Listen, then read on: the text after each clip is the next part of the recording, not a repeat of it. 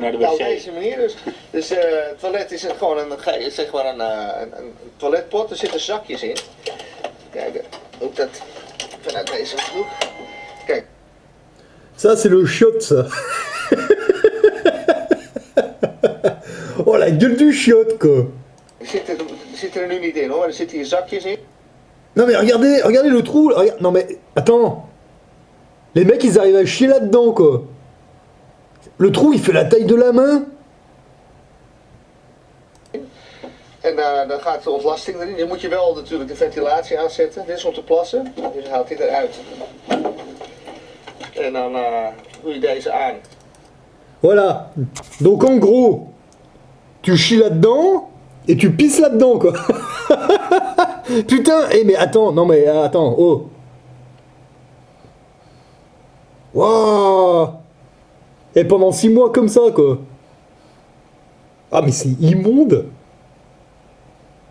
Ah, ils vont... ah ouais, bah eux, je sais pas comment ils ont fait pour pas attraper le virus de Cornouailles, hein. Number 2, right here. I'll show you.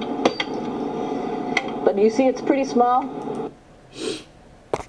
Donc celle-là, avec son gros cul, elle va s'asseoir là-dessus, elle va chier en spray là-dedans, et putain, elle a pas intérêt de se louper, hein, regarde ça, oh. Regardez sa main, regardez la taille du trou, quoi. Moi, je dirais 10 cm de diamètre. Mais regardez le cul qu'elle a. Oh. Putain. Ah oui, oui, je vous confirme. Putain, celle-là, elle chie en spray. Waouh. Non, mais il n'y a même pas de lunettes. Enfin, je sais pas. Oh, vous voyez chier là-dedans, là, pendant 6 mois, là. Enfin, c'est... Ouais. So you have to have pretty good aim and you'll be Ah ben, oui, il faut bien viser, ouais. be ready to Regarde. Oh, le... Putain, avec son cul d'éléphant, celle-là, c'est sûr. make sure things get let go the right direction. Mais c'est quoi cette coupe? And it smells a little bit, so I'm closing it up. Ouais, referme, ouais. Of course for number 2. La coupe, la coupe. Oh, mais attends. And this guy right here is for number 1. And did I mention both of these have a little bit of suction, so they should keep things going in the right direction. Ouais, en fait, ça, c'est pour pisser, quoi. Moi, je vois bien voir une femme en train de viser le trou, tu sais, et puis en même temps, elle a envie de pisser, tu sais. Mais ils sont en apesanteur. But Oh, la coupe. like I said, sometimes things get a little out of control if you are out of control yourself flying around. So. Oh, cette arnaque. Mais non, attends, c'est bon, quoi.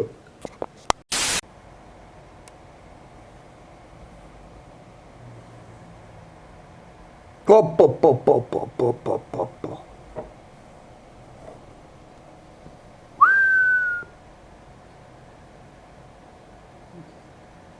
Oh la vache.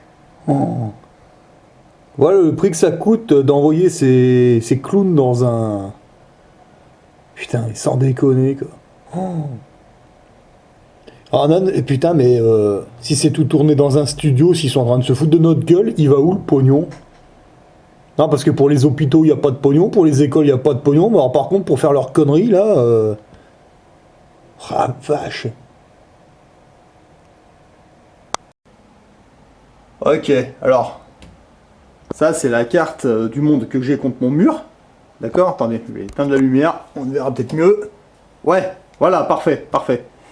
Enfin bon, parfait, ouais. Attendez. Hop, voilà. Alors regardez, 400 km. 400 km en France, ça fait à peu près, je dis bien à peu près, Paris-Nantes. Donc Paris-Nantes, alors attendez. Là, putain, c'est tout petit ça. Paris-Nantes, on va dire que ça fait ça. Ouais, même un peu plus grand d'ailleurs, d'accord? Ça fait ça. Paris-Nantes, alors quand on met ça en hauteur, regardez ce que ça fait. 400 km. Eh, c'est pas si haut, hein, regardez. Ça fait ça. On est bien d'accord, l'ISS est à 400 km de haut. Ça fait ça de hauteur, regardez, c'est pas si haut. Hein. On est bien d'accord. Les mecs, alors déjà, bon, ça correspond pas trop avec ce qu'ils nous montrent dans la station. Hein. Enfin, je trouve pas, hein, ça fait pas si haut que ça, regardez. Mais bon. Soit. Ils mettent 50 heures pour faire 400 km, ou 450, je sais pas. Là, il y a un peu plus, de toute façon. Ils mettent 50 heures, d'accord? Paris-Montréal, quand j'y suis allé, on a mis 8 heures en avion. 8 heures. Paris-Montréal, au Canada. Enfin, au Québec. On a mis 8 heures. Thomas Pesquet nous explique que pour faire 400 km en hauteur, il met 50 heures. Ben... ouais. Ben, faudrait qu'on m'explique. Alors déjà, 50 heures pour faire 400 bornes, je sais pas ce qu'ils ont branlé pendant 50 heures. Ce serait bien qu'ils nous expliquent. Et puis, regardez l'hauteur que ça fait que dalle. 400 km de hauteur, ça fait ça. C'est que dalle par rapport à ce qu'on nous montre. Enfin, je sais pas ce que vous en pensez. Hein. Essayez de faire le test sur un globe, hein, si vous en avez un, et vous verrez. Alors ici, on est à l'avant de la station spatiale. La station spatiale vole dans ce sens-là. Oh, j'adore cette scène. Oh, Thomas Pesquet, t'es trop fort. Regardez. Il y a deux directions. Hein. C'est pas moi qui l'invente. Hein. On est à l'avant, ici à droite, et on va se diriger vers le laboratoire japonais à l'avant à gauche. Eh, mais franchement, cette scène, elle est mythique, quoi. Ensuite, derrière moi, un des modules les plus intéressants de la station spatiale, qui sont les toilettes. Je vais vous faire évidemment découvrir.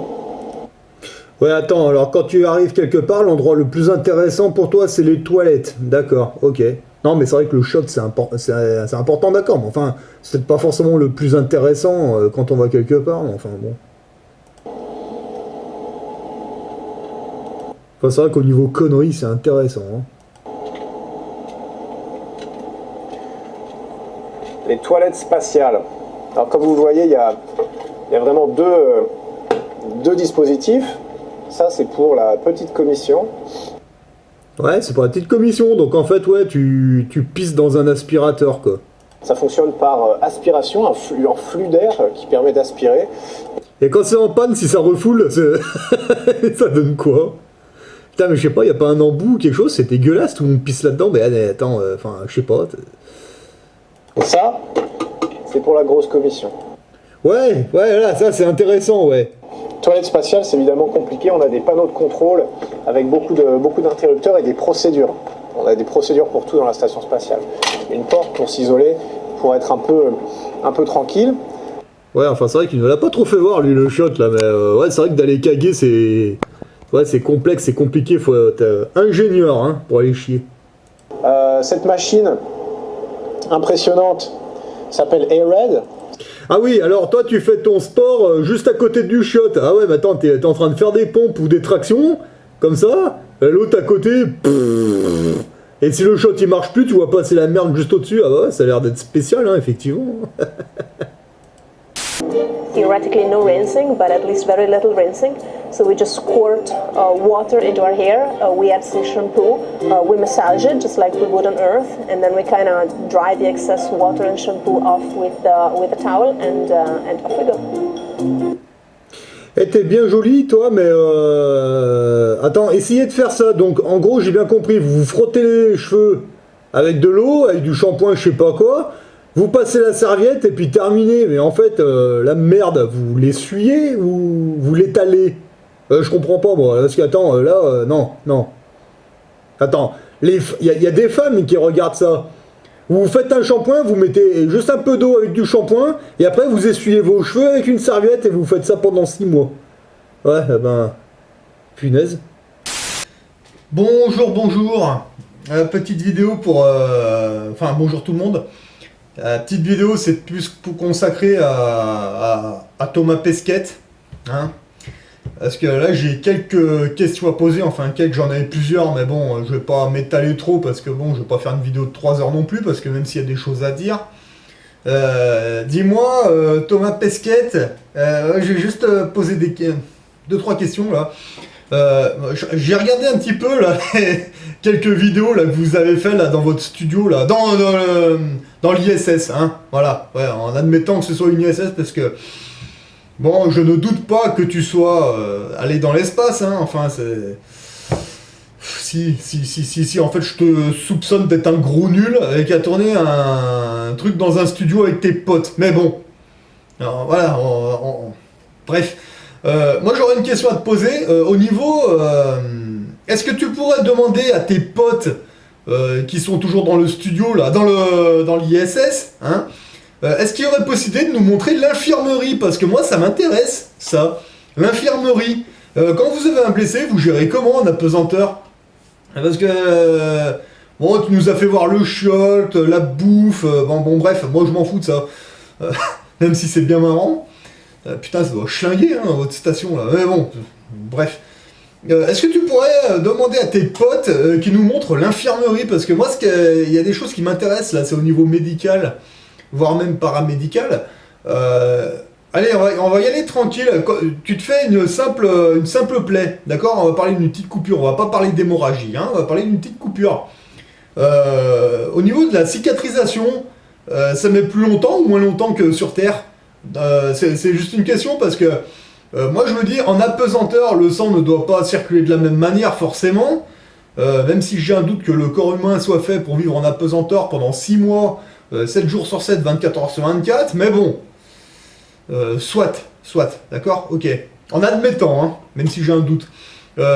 Tu te fais une coupure, tu saignes comme ça, au niveau de la cicatrisation, ça se passe comment? Parce que là, je me la pose à cette question. Et comment vous gérez ça en apesanteur? Parce que quand tu te fais une coupure, bon, dans la vie de tous les jours, ça arrive à tout le monde, que ce soit à la maison ou à l'usine, on s'est tous coupés, hein. Tu regardes la gueule de mes mains, moi je suis plein de cloques et de coupures, de cicatrices de partout. Mais nous, on se fait une coupure, il y a un peu de sang, bon, on essuie, etc. Mais quand t'es en apesanteur, les gouttes de sang, elles se barrent comme ça, même des micro-gouttes, hein, des toutes petites, je veux dire, c'est pas terrible hein, au niveau environnement, quoi. Enfin, vous gérez ça comment? C'est une question que je me pose. Et quand il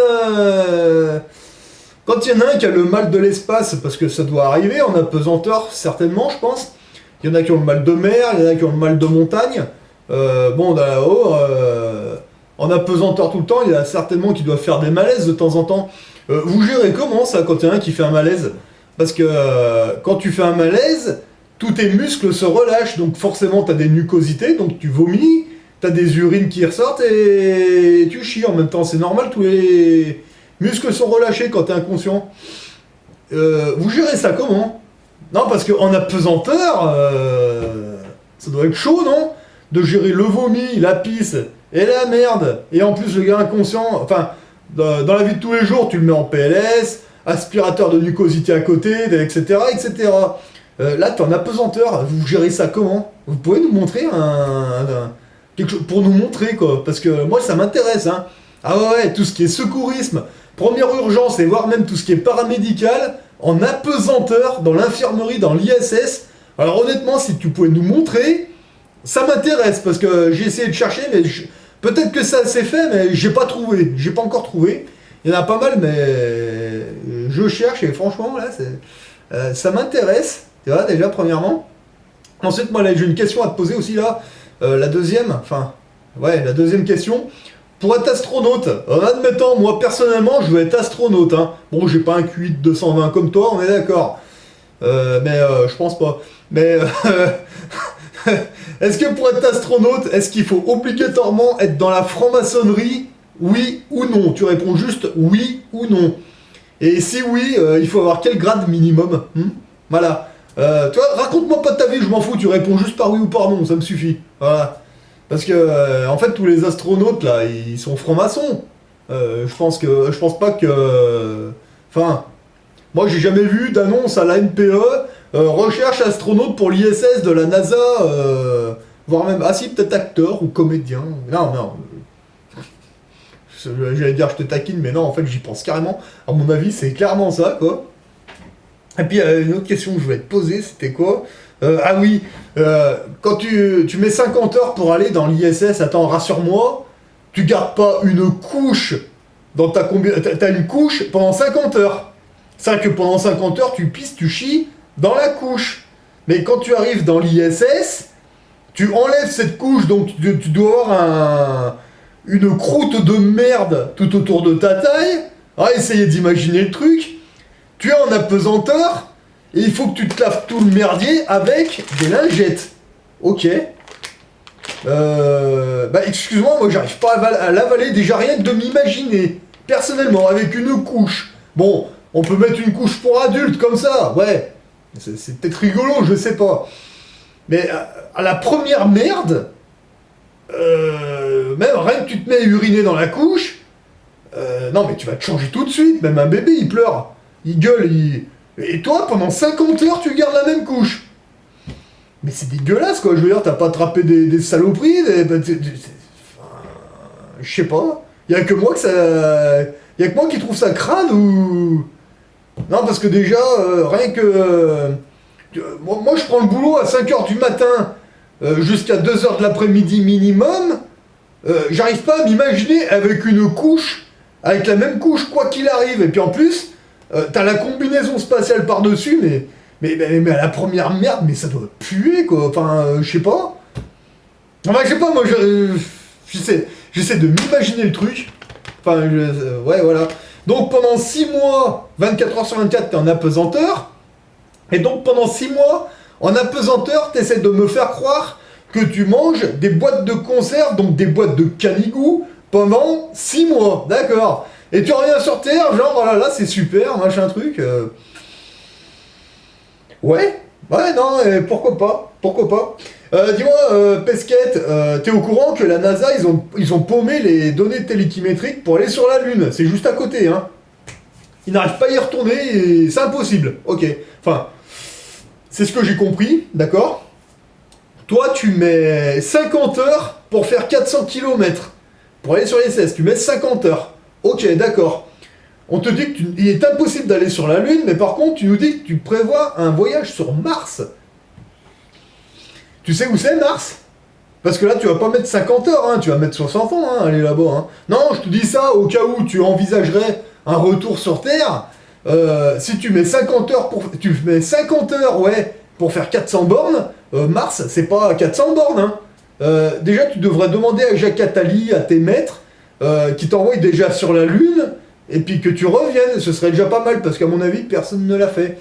Mais bon, après... Tu es grand, hein, tu fais ce que tu veux, parce qu'à mon avis, si tes maîtres ils veulent t'envoyer sur Mars, c'est qu'il y a peut-être un problème macabélique derrière, hein, parce qu'à mon avis, ils n'ont pas un projet superbe pour toi. Hein. En admettant que tu arrives sur Mars dans 60 ans, bon, en admettant, hein, pourquoi pas, et que tu ne perdes pas les données télékilométriques pour revenir sur la Terre, parce que tu es d'accord que si tes maîtres ils ont perdu le couloir aérien ou je sais pas quoi pour aller sur la Lune, donc on dit que c'est impossible d'y aller, c'est juste à côté. T'es d'accord que quand t'arrives sur Mars, pour revenir sur Terre... voilà, hein, enfin, en admettant que tu arrives à revenir sur Terre, donc dans 500 ans... Bon, déjà là, c'est idiocratie dehors, hein, mais dans 500 ans, ça risque d'être la planète des singes, non? Tu crois pas? Enfin, ça l'est déjà, tu me diras. Surtout qu'avec le virus de Cornouailles, là, ils sont en train de devenir complètement ma boule. Mais bon, ça t'inquiète pas, ça va pas plus que ça. Ouais, d'accord, hein, pourquoi pas? Ouais, enfin, c'est... Moi, je me poserai des questions à ta place, hein. Et au niveau de l'oxygène, on va dire, d'accord, tu prends ta navette, tu pars sur Mars. Est-ce que... Au niveau de l'oxygène, ça se passe comment? Vous avez une grosse réserve d'oxygène? T'es sûr que t'as assez pour aller là-bas et revenir? Surtout que tu sais pas ce que tu vas trouver là-bas, premièrement. Et est-ce que tu auras suffisamment de lingettes pour te laver le cul jusqu'à... pendant 60 ans, hein? Et est-ce que tu as une bonne réserve de couches? Parce qu'à mon avis, il y en a, ils vont faire du pognon, hein. Parce que là, des couches, en faut, hein, pour aller sur Mars, hein. Parce que si tu mets 50 heures pour faire 400 bornes, je te dis que t'as pas fini de te laver le cul avec des lingettes, hein. Et bon, si ça te fait rêver, grand bien te fasse, vas-y, mais enfin... Putain, mais moi, rien que de m'imaginer avec une couche, quoi qu'il arrive, pendant 9 heures, je te jure, ça me... Non, il y a les jacasses qui ont essayé un truc, hein, mais... non, mais même eux, hein, ils ont pas tenu, hein, je te le dis franchement, quoi. I'm Steve-O, and this is the Poo Cocktail Supreme. All right, good luck. You ready, Steve-O? No.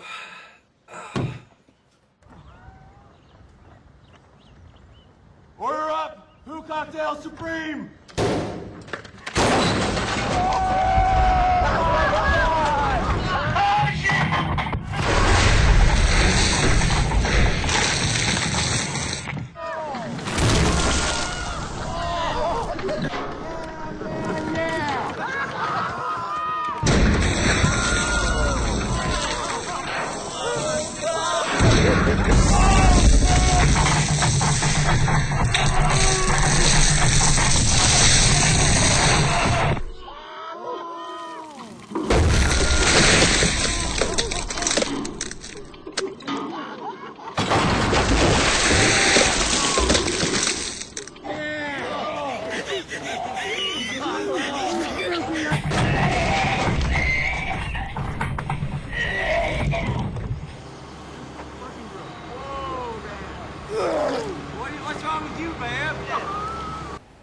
Voilà, donc si tu pouvais nous apporter des petites précisions sur ces questions, parce que je continue de regarder, il y a d'autres questions qui me reviendront, mais non, mais franchement, il y a des trucs que j'ai du mal à gober, hein, voilà. Après, si les gens, si le peuple l'accepte, ok, mais moi c'est comme tout le reste, hein, pour moi c'est du baratin, quoi, mais bon, moi je suis qu'un petit gueux, tu me diras, je suis pas franc-maçon, voilà, j'essaie de garder ma place, mais enfin, reconnais que c'est gros votre cinéma, hein, votre station là. Allez, si tu pourrais répondre à ça, ce serait super sympa. Voilà, allez, à une prochaine. J'aime notamment les jurons français. Nom de Dieu, de putain, de bordel de merde, de saloperie, de connard, d'enculé de ta mère. Vous voyez, c'est aussi jouissif que se torcher le cul avec de la soie, j'adore ça.